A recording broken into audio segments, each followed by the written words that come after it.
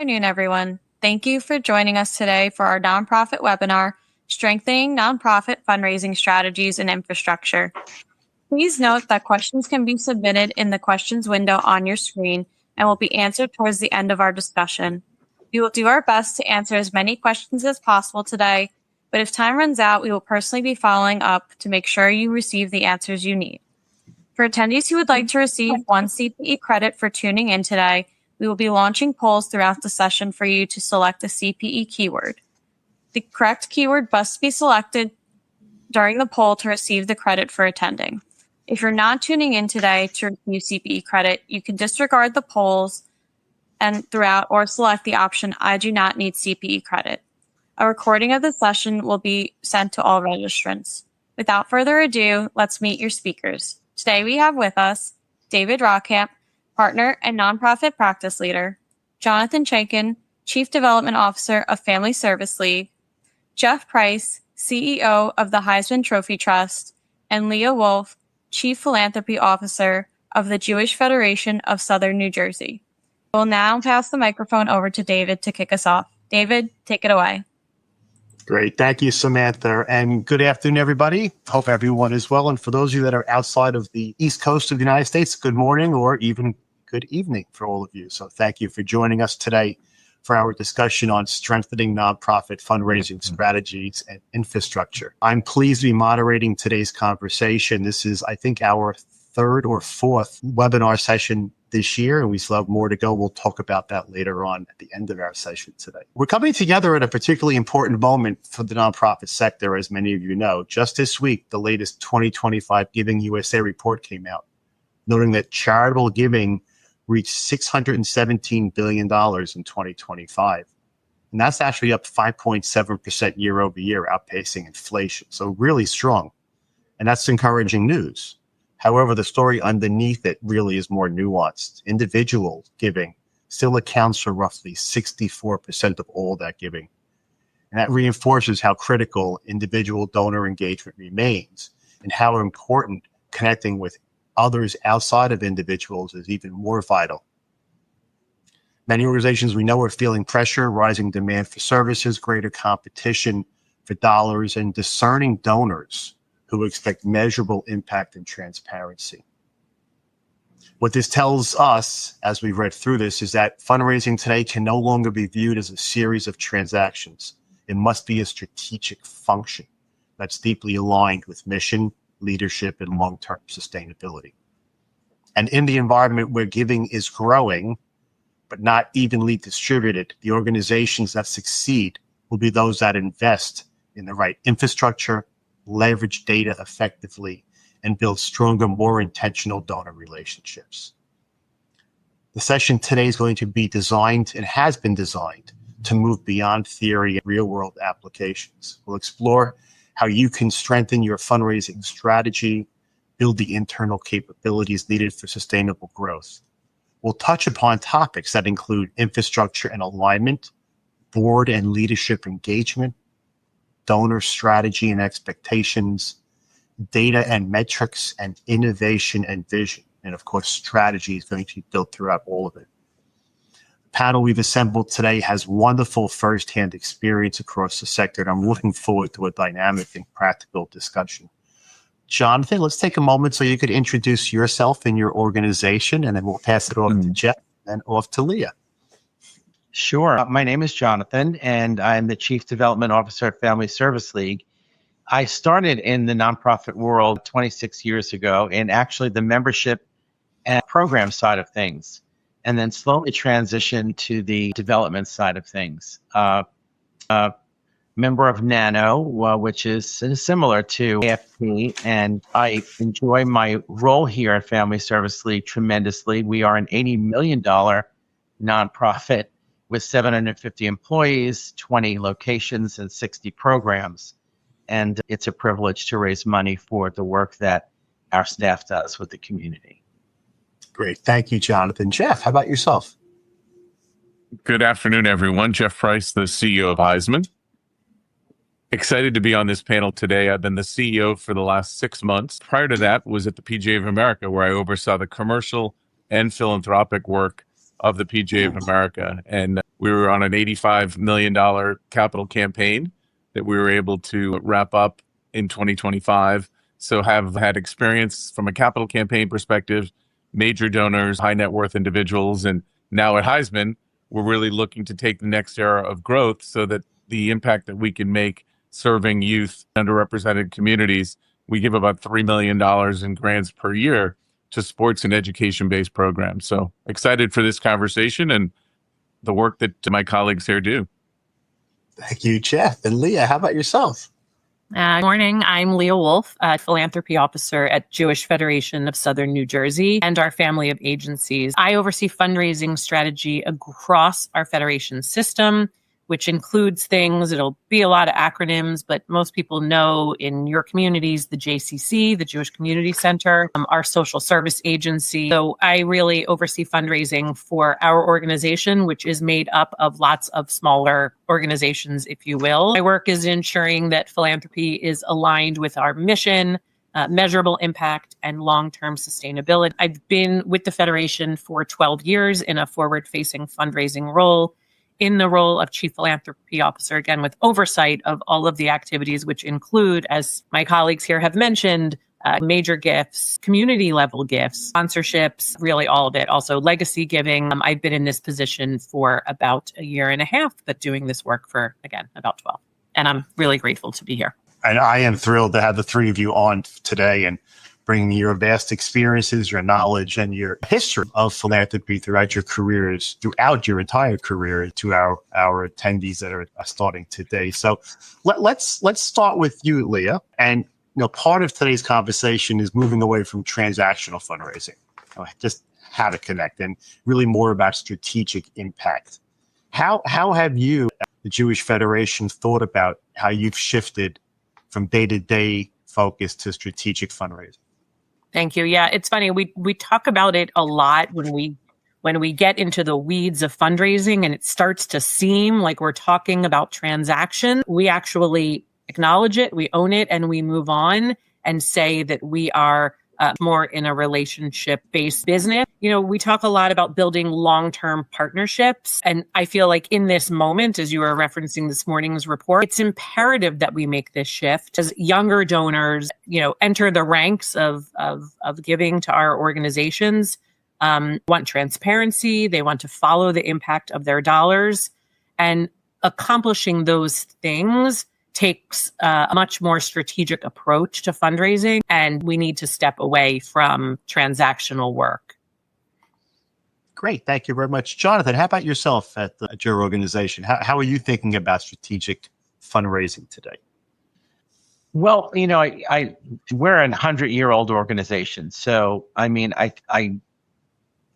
like to believe that we didn't get to be 100 without thinking strategically and at some level.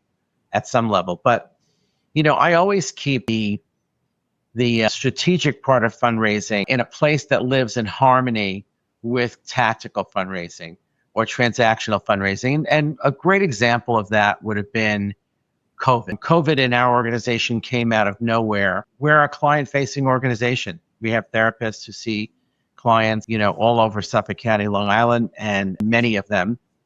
And to switch to something like a virtual health counseling model, we needed a lot of equipment aside from PPE and the other things that people were looking for at the time just to become functional in that world. So although we definitely have always had our feet firmly planted in a strategic model, that was a moment when tactical fundraising became essential. And so I like to say they live in harmony. I think you should lean into strategies, but you should be ready and willing to take up the tactical side of things when it's necessary.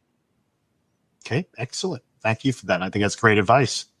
Jeff, how about you in your role, only 6 months now at Heisman? So tell me what you see. Is hard maybe to go from operational to strategy just as you're relatively new, but what's sort of some of your thoughts, maybe even your experience at PGA? So from a Heisman perspective, we're a 90-plus-year-old organization. But the Heisman Trophy Trust was created 25 years ago when the Downtown Athletic Club unfortunately went into bankruptcy, and then after 9/11 had to close. And the trust and the trustees did a really great job. They created a 501c3, a private foundation, and essentially with the help of ESPN and Nissan as strategic partners, have been able to create a $75 million endowment. But what we recognize strategically to go forward is that we need to make the shift from being a private foundation to being a public charity. And we've done a lot of analysis of that migration with the help of your colleagues at Grassi to make sure we're meeting the thresholds necessary. But strategically for us, that gives us the opportunity to move from just the commercial corporate partner relationships to major donors and really tapping into 60 living Heisman winners and the relationships that they have and the work they do in their communities. So it's about creating long-term relationships, as Leah said, that they understand the mission, the impact that we're delivering, and ultimately tapping into high net worth individuals and donors to go along with the corporate partners to grow and double, which is the goal of our board, our endowment, so we can make a greater impact in underrepresented communities. That's wonderful. Thank you. And here we are. I told you I was going to go off script right off the bat, and here we go. So I'm going to go right off script. And as we talk about strategy and strategic fundraising and strategic philanthropy, I think about how that interfaces with an organization's strategic plan. So we haven't really talked about this as a panel group before, but if anyone would like to talk about maybe how your approach to strategic philanthropy integrates into your organization's strategic plan, I'd love to have a few comments from someone mentioning something around that. So I do think it's such an important part of the plan is to include philanthropy, not just mission-driven activities. So I will just take the opportunity to say that we are unveiling a new strategic plan. Now, I'm not sure I was around for the first version, but of course I'm familiar with it. And I would say that there's a lot in the strategic plan around philanthropy. So to your point, it's not all programmatic and membership model. So it was very refreshing to me in my role to see that throughout the strategic plan, I think we have 4 pillars, and they're not all at the outset, scream development and fundraising, but underneath they all do. So we're kind of at an interesting point where we just wrote our strategic plan, and I had a part in it, and many of my colleagues across different jobs all seem to have a lens of, look, right, we're in a nonprofit business. So and I know we'll get to some of this later, but we're all kind of fundraising. So that was refreshing to see that our strategic plan matches our mission and is weaved throughout is philanthropy. And that's wonderful. I sit on 5 boards as a volunteer, and one of the boards, my biggest board, is the National Multiple Sclerosis Society, and we're just approved a new 3-year strategic plan effective our next fiscal year. And while we only have 3 key strategies as we're approaching the next 3 years, it's all underpinning the need for strategic philanthropy, because you can't execute what we want to do on the plan without having the fundraising dollars coming in, especially in that organization where philanthropy is the biggest driver of revenue generation for our organization. Jonathan, how about with your organization? Any thoughts around strategic planning and strategic philanthropy? Yeah, well, we're midway in a new strategic plan and a new strategic planning process. So in this particular switch up for strategic planning for our organization, I share the spotlight with the finance section of things. So we actually, our different strategic initiatives are almost, I don't want to say they're combined, but they're intertwined, right? Which speaks to what you were just saying. So absolutely, we are looking at the fundraising and the philanthropy aspect of the organization in terms of what we could accomplish as we move forward in the strategic plan. And that in turn also goes into how the philanthropy department here, the philanthropy section of this agency, needs to be strengthened as well. Right. Because it shows you, it really brings out the importance of how important philanthropy is and fundraising is to the agency, that it doesn't exist in a vacuum, that it's intertwined with everything the agency accomplishes and does, and that unless you have your philanthropy department, your development department needs to grow with your organization. I think the infrastructure component there is really an important part, and that actually leads to some next questions I'd like to cover is around infrastructure and alignment. And I guess, Jeff, in your new role at Heisman, you're, of course, evaluating a lot of different things in your first 6 months as a new CEO into a new organization. And what are your thoughts around the internal infrastructure around the development department, systems, data, the structure of the team, and how can organizations improve and become more effective in their fundraising model around the infrastructure concept? So we were a very small organization for 25 years. The board worked on a strategic plan, which we then had 5 North Stars. The foundation, the Heisman Foundation, is really the driving engine for all the good and the impact that we can create. So we actually, the first step we took was to rebrand under the Heisman Foundation. We were giving $3 million a year in grants that no one knew about. We weren't necessarily telling the story, and we weren't bringing additional, interest from other potential donors to the table. So we've gone out and hired a young woman to run our foundation. She comes from the Chicago Bulls, and she's really building the foundation strategic plan that plugs back into the overall 5 North Stars that we had, of which the creation of the foundation and then going, as I said before, to be a public charity will give us a roadmap to hopefully greater impact. We believe that the idea of excellence, which Heisman's represented for 90 years, along with empowerment, creates enduring impact. And that's really the role that Adrian, who's running the foundation, has been put in place. And what we're making sure is that the systems and processes to measure the impact that we have, the work that we do, and then the storytelling that we do around the impact is critically important. So the whole organization is aligning against this charitable mission that we have. And I think where agencies fall short, Jeff, is the connection, not just the raising of dollars, but how it's creating impact and being able to tell the story to then further the opportunities for philanthropy. So, Leah, how about within Jewish Federation, what is some of your thoughts around the internal infrastructure around what you have and what's working and what's not working for organizations? Oh, yeah. Well, I mean, in thinking about this question, I thought it's the most important when I think about infrastructure, assuming we mean our people, our systems, our data. It's everything. And similar to what Jeff said, that extends in my role, in my work, in my liaisoning with our marketing department, who is, they are our storytellers, if you will, in having, we talk about it a lot, having a real good library of videos and stories and to share the of our impact.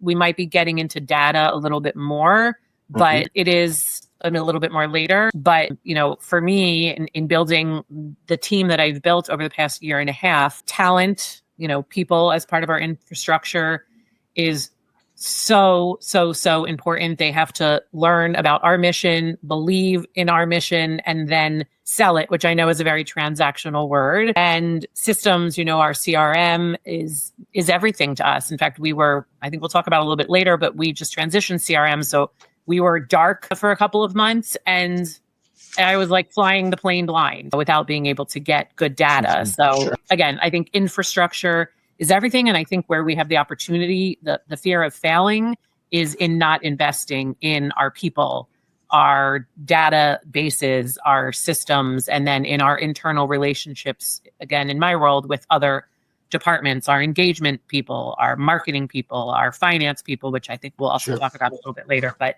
yeah.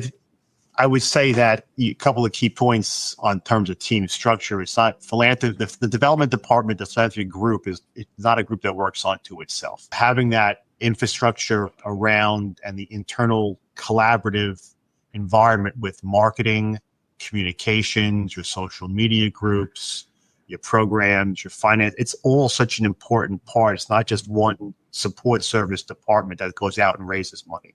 It's a collective group. And Jonathan, how about within Family Service League? What do you see around this area around infrastructure and team structure? Well, I have the advantage of having the director of communications and development with me, who does the social media, does the marketing, does our brand, keeps our brand strong.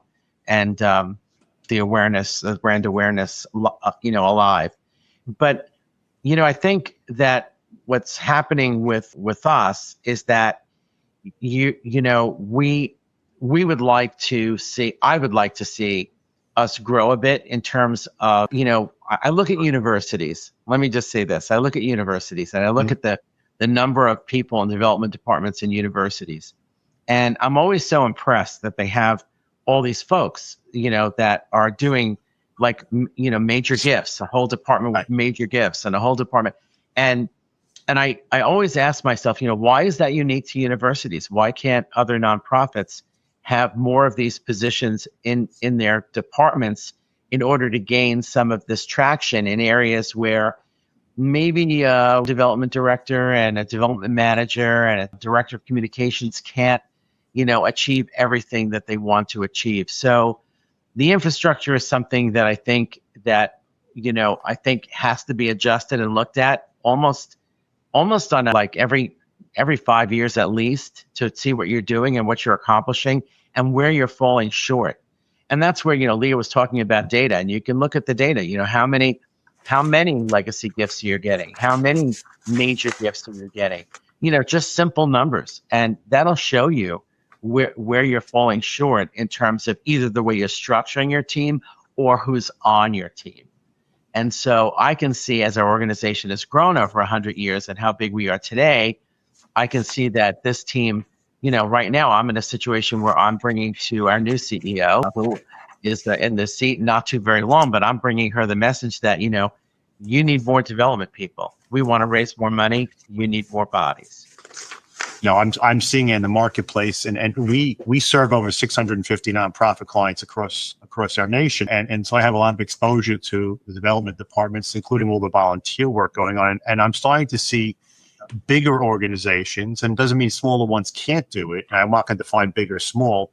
A major gifts person, a leadership events person, a signature events person, and I'm starting to see some. I won't say silos, but groups of different expertise within the area of philanthropy to go strategically out to the market to execute what they're looking to do. It's not necessarily one person who can do all of it. And that's something I think organizations should be thinking about as you are looking to find the right expertise or build or diversify your team. So we mentioned data, Leah. So what are some of the most important metrics that you think about, rely on when evaluating fundraising effectiveness? Yeah. So in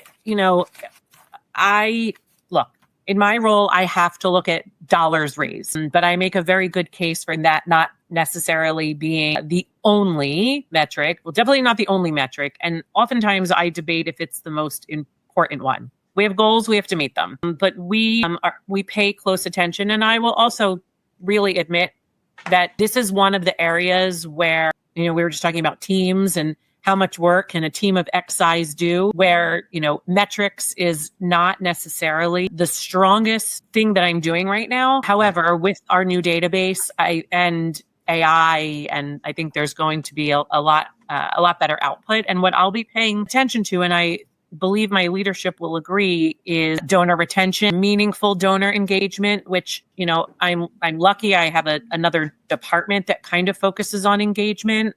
But I also have someone right on the development team responsible for engagement. And one thing that I'm really planning to pay attention to is moves management. We're often asking people to make the same gift they made last year. And after doing that for way too many years, the focus of my strategy is really going to be on moving donors up to higher levels. Tier them up. Yeah, moves management, moving them up. Yeah, those are the metrics that, again, I'd be lying if I said I pay great attention to them now, but I'm hoping for some better data out of our new system. And I think retention, moves management, and meaningful engagement is as equally as important as tracking incoming dollars. Thank you, Leah, for that. Jeff, how about yourself at Heisman? What are you looking at as the most important metrics, or maybe ones that you don't really find all that relevant? Well, seeing that we're just implementing Salesforce as our database from a CRM perspective, we are building the metrics in that we want to look at. And we have, as I said earlier, really not had a high net worth donor strategy, which is what we're beginning. From my experience at the PGA of America, the touch points that you have with donors, to your point of not being transactional, but building strategic relationships with donors, understanding, from a PGA perspective, was their interest in serving youth? Was it our military programs? Was it underrepresented communities and access to the game of golf? We were able to identify where the donor's interest was, and then try and build a donation and a program that was going to make an impact over multiple years. And so that continued engagement with donors, touch points, and building the strength of those relationships, critically important. And that's really what we measured, is how often were those touch points happening, and were we continuing to see those donors staying in support of the PGA Foundation? We're going to try and replicate that at Heisman. Wonderful. I think donor engagement is a key to retention, obviously, and it's key to moving to different tiers as well. Jonathan, at Family Service League, you have a multitude of programs you serve the community with. I know you do. I'm sure there's opportunities where you're connecting with donors as well as to where they are and what their interests are. So maybe you can talk a little bit about how you do that at FSL. Well, I mean, this year in particular, I added a social media manager to our staff, our fundraising staff, which is something that in the prior years the director of development was doing, which just became almost a ridiculous model looking at from the outside. It was way too big. But what I've really learned is that you have to look at. So we have a really great pot of legacy donors, and I love that. We have high net worth donors that are really committed to the organization, and I'm very grateful for that. But we're in the subscription generation. Everything is a subscription. Even if you buy something, a product, the first thing they want to do is push you to a recurring subscription.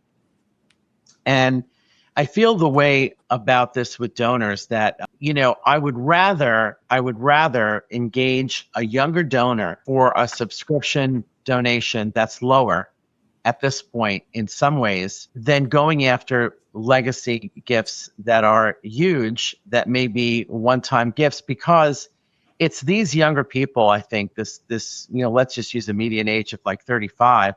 It's this younger generation that's just really in a very expensive state, coming to a point in their careers where they can consider philanthropy. And I say consider because they're really in this state, at 35 years old, you're probably in no position to give any kind of a major gift for most of the people at that age group.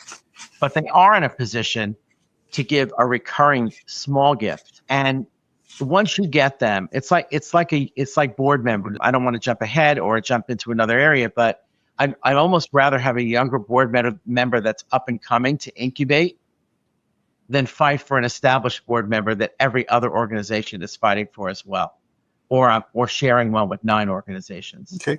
Have you had success with this subscription model concept at Family Service?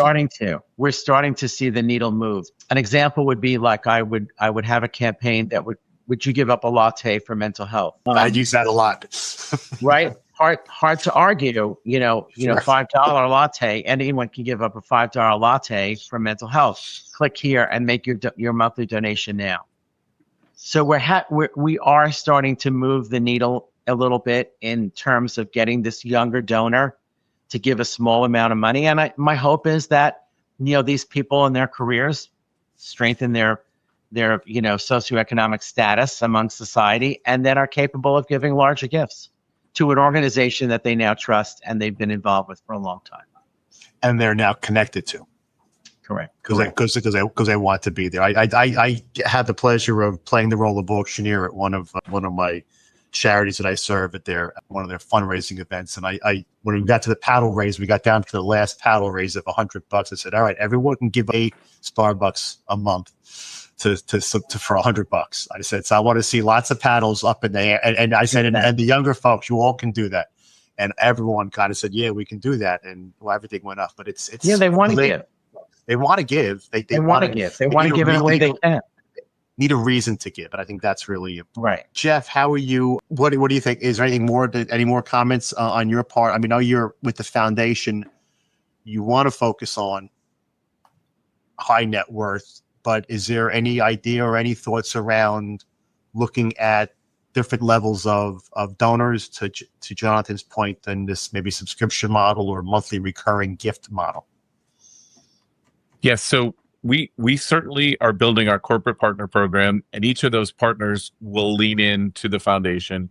We're looking at high net worth donors and creating a series of engagement opportunities, leveraging those 60 living Heisman winners, where we can co-create experiences that are unique and ultimately help our winners with their charitable efforts along with the Heisman Foundation. And then we're creating a club around Heisman with the winners.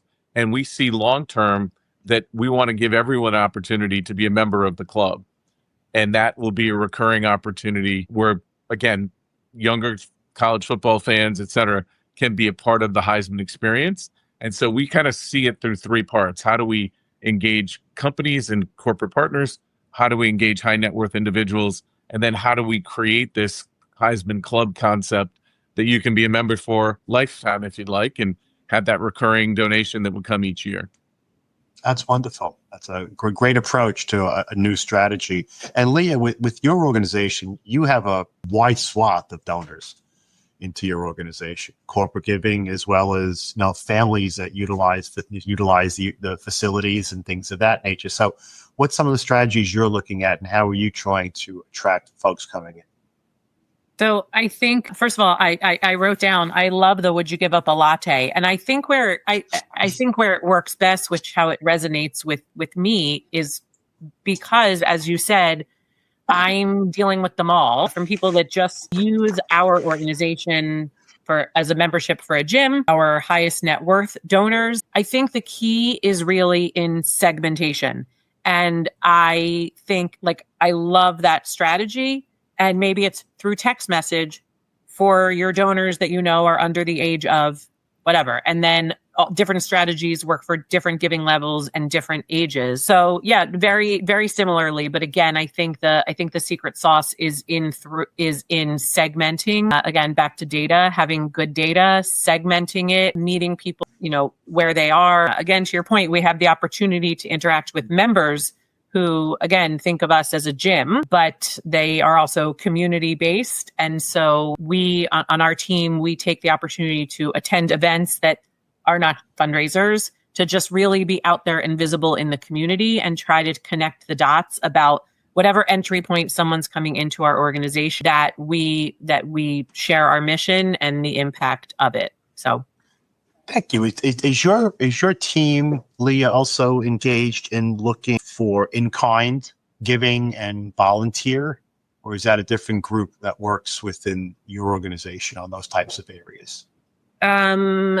I would say yes, for sure. We have some donors that give in kind, mostly through services, not so much of goods. Volunteers live more strongly in our social service agency, but we find on the development team that creating meaningful volunteer opportunities be somebody's entry point into our organization, and then they're on a leadership pathway, and then they're a donor, and then they're on our board. And so, yes, we touch it all.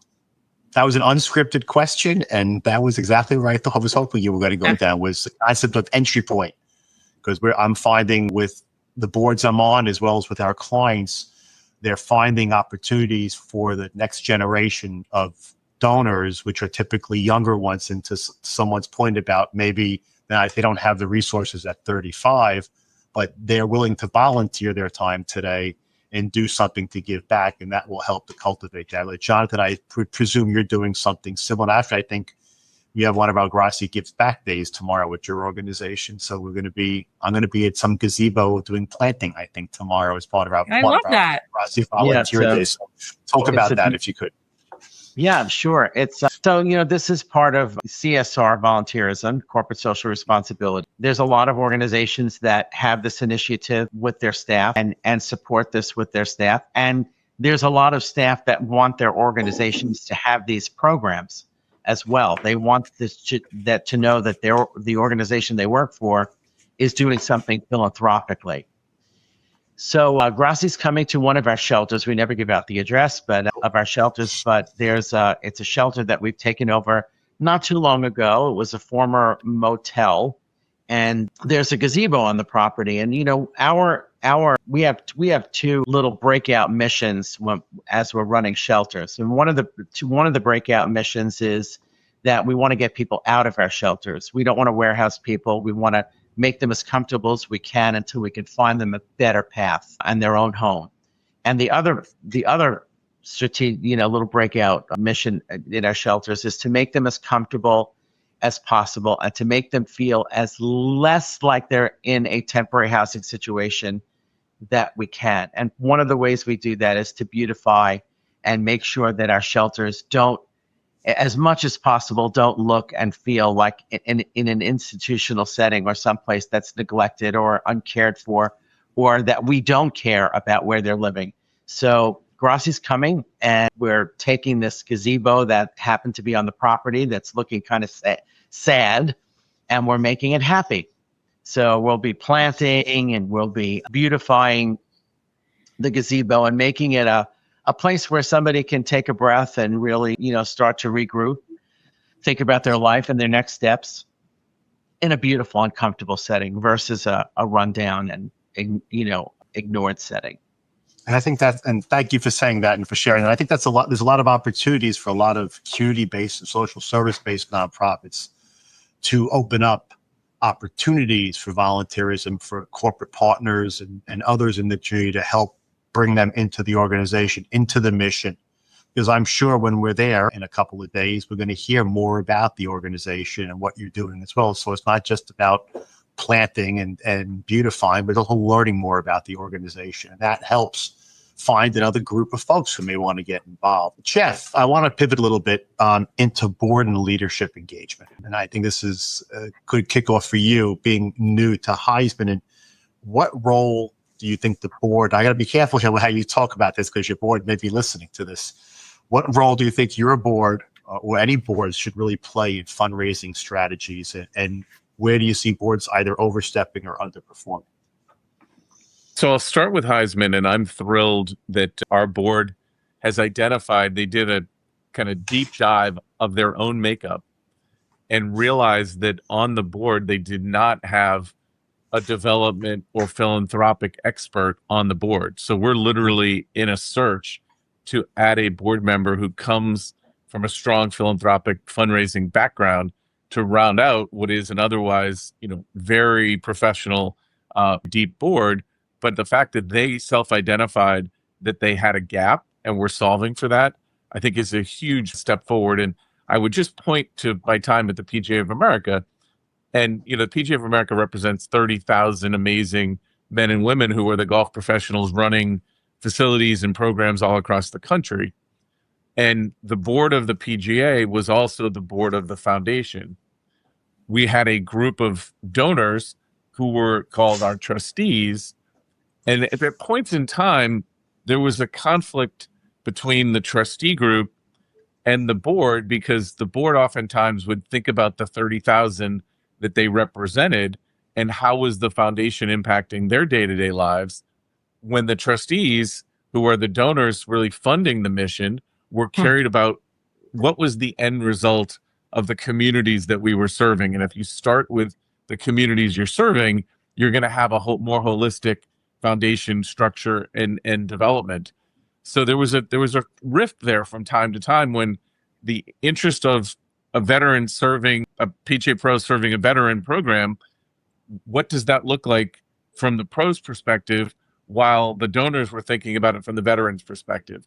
And that created, unfortunately, from time to time, conflict. And I think that's where boards, all well-intended and very smart, good people, but if you're not aligned on the mission and the focus, that's where things can get into challenging situations. And how did you manage that misalignment, Jeff? Did you who managed that, or was it others within the organization? We ultimately were able to reconstruct the board that had representatives from the trustees and a representative set of PGA board members to create a distinct board for the foundation. And I think we recognize that having the board as an entity also be the board of the foundation without any input from donors was actually creating a gap that we needed to solve for. So it was actually structurally that we were able to reconstitute the board. Excellent. Thank you for that. Jonathan, how about with your organization around the board and their involvement and overstepping, underperforming? Yeah, so we really do have an incredible board. I think we're hovering around board members right at this moment. But one of the things that I found when I first came to Service League was that aside from an initial training with the new board member that myself and the CEO would carry out, they didn't get much more instruction beyond that as to what role. I mean, they got their board requirement, they got that information. They were given the information of when our events are and what the sponsorship levels were, but they weren't really given much instruction beyond that as to how they can really impact the financial health of the organization. I mean, they knew within their own businesses and their own coffers that they could support. But I found what was really missing was a lot of the board members underestimate their own power, their own network, and their own ability to get people involved. An example of this would be this one. I have development committee meetings, and on this one, every meeting I would ask this particular group, if they knew a list of people, maybe 5 people. Does anybody know someone connected with so-and-so, so-and-so, so-and-so, and so-and-so? And I asked about this one person probably 5 times before one of the board members at one of these meetings said, "Oh, I know that person." And so it started to dawn on me that, we really have to be more involved in giving instruction and also giving information out to the board on a far more regular and detailed way in order to engage them and let them engage their power and their strength in the community. Sometimes you have to draw a roadmap for them to actually understand how they can be effective. They don't, it's not just innate. You're asked to be on a board. You're given a minor training. It's an hour. You know what I mean? We tell you about what the organization does. We tell you what the give get is. We tell you all these things. And then we say, fly and be free. And they have committees and finance committees and development committees and program committees. And I work with a select group of people. But when I talk about the entire board, I now have far deeper and more involved communication with them as to how they can help and what they can do. And I directly ask questions. If I want to meet a real estate professional, I'll go to my board members who are real estate professionals and say, do you know so-and-so? Can you foster this, introduction? And once I give that direction, a lot of them say, oh, yeah, I can do that. Yep. But they're not going to do it just on their own. Not all of them will do it just on their own. You really have to bring them along. And your committee chair, following every board meeting that I have, after I give my report, the committee chair then sends out an email to the entire board recapping what we told them and how they can help. So, what I would say is you have to hammer away. You can't make the assumption that they know their role, they know how they can make you stronger, they understand their power, they understand they acknowledge their connections. It's not like breathing. Sometimes you have to help them along. You got to help them along. Right. And you know what? They're really appreciative of that because you're giving them an opportunity actually to stretch their wings and show their power. And once they do, they're really grateful that you stimulated that conversation because they said, I never thought to call so-and-so. And now that I did and I see what's happening, this is really exciting. And I said, absolutely. But I'm seeing boards, some that I serve on and some that I talk with. We talk about underperformance a lot and how can we help? They want to help and they want to do more. They just don't know how to do it or what to do. Yeah. So some of it is the connectivity. Who do you know? Some of it is the thank you and acknowledgement post-event, and have board members make those 10 or 15 phone calls with just leaving a message on someone's cell phone thanking for a gift, versus it just coming from someone on staff from the development team and having a board member do that, and providing some education, learning, and development around what it means to ask. I just facilitated a board retreat for about another 80-year-old organization here in Queens, actually. And part of the conversation we had at the retreat that I facilitated was around how to be an ambassador and how to ask and how to connect people to the organization. And some of them were new board members and some were 20-year board members who still had challenges. So I think if you open up the opportunity for learning and development to the board, you can also find folks who might want to get more engaged in that process as well. We have about 10 minutes left. And Lee, I'm going to ask you quickly to talk about the board and your engagement with the board and your organization. Then I want to move forward to innovation and some forward-thinking final thoughts. I don't have much to add to the board conversation other than I love what was shared about, we can't make any assumption. I'd like to. I think every nonprofit board, their top priority should be fundraising. We're a fundraising organization, and so our board should be an extension of that. We talk a lot about, getting our board to open doors for us, serve as ambassadors. We too use our board to make not so much thank you calls, but it's a great idea, but holiday calls.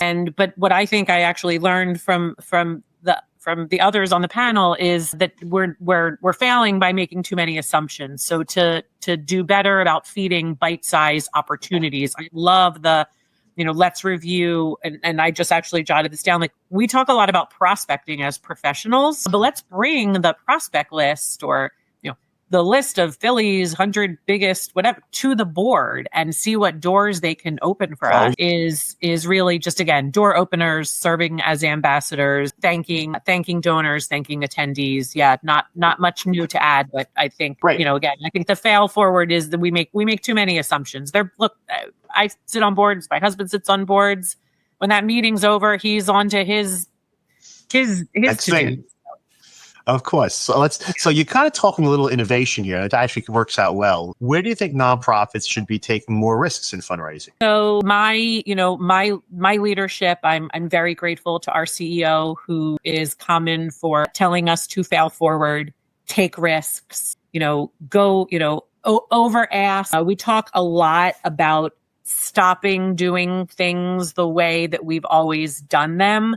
And I could get into detail, right? Like, we have a direct mail process. We do 5 a year. We do them at this times. We do them for these segments of donors. We're not so great about tracking the outcomes, but once we are, take risks in, this sounds so obvious, but take risks by stopping doing something that's not working. We have to, as we just did, make an investment, as we were talking about earlier, in our infrastructure, in analytics, our CRM, our people. And on a very small, detailed one, again, and I think about this a lot, is ask for more. And that's, again, very transactional fundraising comment, but it's also it's not so innovative, but, share our impact, share our story, ask people to step up, ask companies to step up. The other thing we talk about a lot that seems somewhat uncomfortable, not necessarily risky, is the aging demographic and the philanthropy, the transfer of wealth and taking the risk or taking the chance. We have a foundation that's one of our partner, but our day-to-day development and philanthropy asks have to incorporate, what is your legacy? What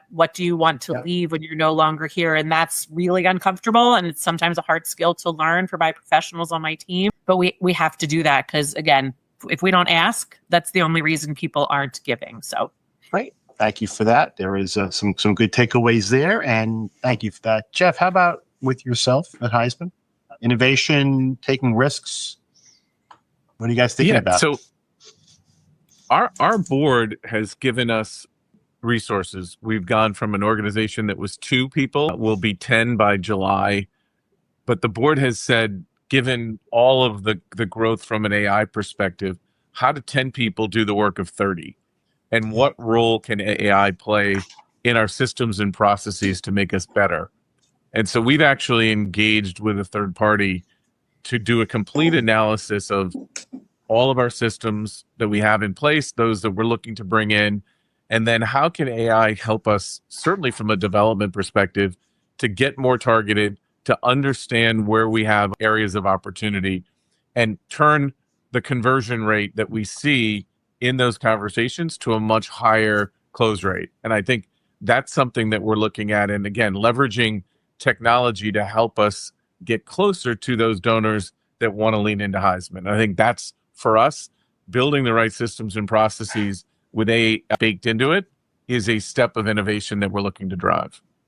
I would agree. And technology and AI usage is not just to help you find the people, but it's also to figure out how much to ask from the people, and using AI to look at the history of giving with individuals who've been associated with Heisman or your individual organization, and understand what is their ability to give more.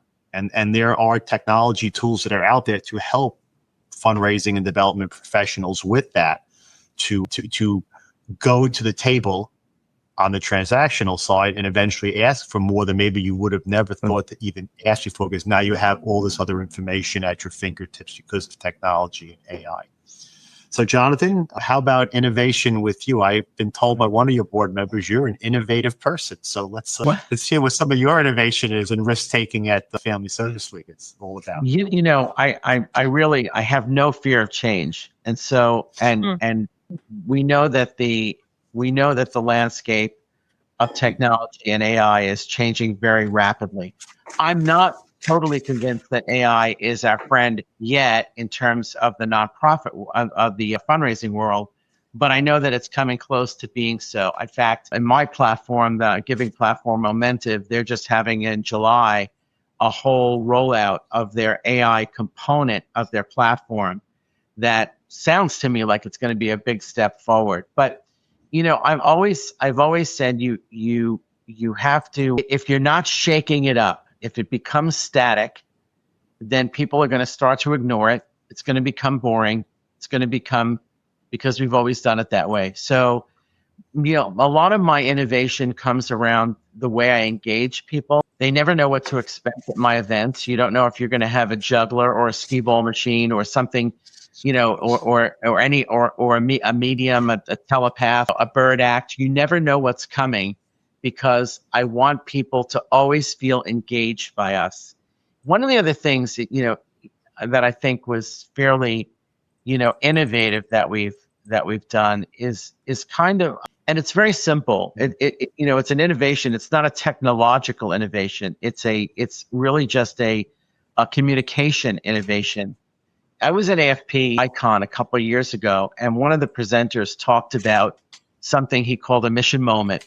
And to be very quick about it, it's just taking a very, very critical story in your organization that ties into the mission and every month distributing that to not only your staff, but also to your board, right? And that has been so impactful for us to have these boards get real stories. No, there's no ask attached to it. There's nothing else attached to it. Just a real tied to the mission story. And every year, our board chair goes through all 12 mission moments at the final meeting, at the annual meeting, and says, I don't know if you read these, but I'm going to read them to you because they're incredible and they're why we're here. And it was was innovative in the sense that I've never thought of communicating with them in that exact way. But it's been helpful for the staff because we're so vast, and helpful for the board. Oh, that's a wonderful takeaway. So thank you for that. So with our last minute and a half we have, I'm going to ask 30 seconds from each of you. Just final thoughts on strategic philanthropy. Leah? I would say personalization, which takes knowing who we're talking to and addressing them such. I would say that especially the younger donors that we're seeing want to fund outcomes, not organizations, so that we have to take every opportunity to scream from the rooftops what we're doing. And then one thing specific to us is, because we have lifeguards to CEOs in our organization, is just my hard work in continuing to build a culture of philanthropy throughout the organization, so that we as colleagues, and there are a lot of us, feel a stake in the work we're doing. And if we're not raising philanthropic dollars, our organization really does not exist. So wonderful. Thank you for your final thoughts. Jeff, how about yourself? I love what Leah said in terms of organizational alignment and engagement, but I think it comes down to the ability to measure the impact and tell those stories. At the end of the day, I think that's what Heisman has lacked. We have not measured impact. We've given a lot of money and we know we've done a lot of good, but we have not tracked the impact and we've not told the stories. And so for us, that's kind of step one, foundational, and then build that strategic plan to go after the commercial side, the high donor net worth, and then the college football fans over the course of the next 5 years. And looking forward to the journey. Wonderful. Thank you for that. Jonathan, how about your final thoughts? So I would say, you have to really think in a 360-degree way. You have to honor your past, your legacy donors, where you've come from. Don't ignore the stewardship aspect of the more seasoned donors to your organization. You have to nurture your present because that's who's coming up to the future, and you have to look ahead. And you have to work closely with your finance department to see what your emerging needs are. A lot of development departments work blind in this area. They don't know what's coming down the pike until someone comes over to them and says, oh, we need $100,000 for this. So work closely with the finance department, the program directors, the people who are running things, and find out what's going to be coming down the pike so you can strategically plan on addressing those needs, not as a surprise. Wonderful takeaways from all three of you. Thank you so much, Jonathan, Jeff, and Leah, for an amazing 1 hour. We could spend even more time talking about this stuff, and I appreciate the passion you bring to the table, the knowledge and experience, and the thoughts that you're sharing with our attendees. For our attendees, thank you for joining us today for our fourth of our webinar series. Our annual symposium is coming up in October. Registration will be available shortly through our website. It'll be virtual. And on November 10th, our last session for the year will be strengthening board governance for accountability and impact. Hope to see you all then. Until then, enjoy the rest of your day. Enjoy your summer. Have a wonderful summer. Thank you, everyone. Thank you. Thank you for having us.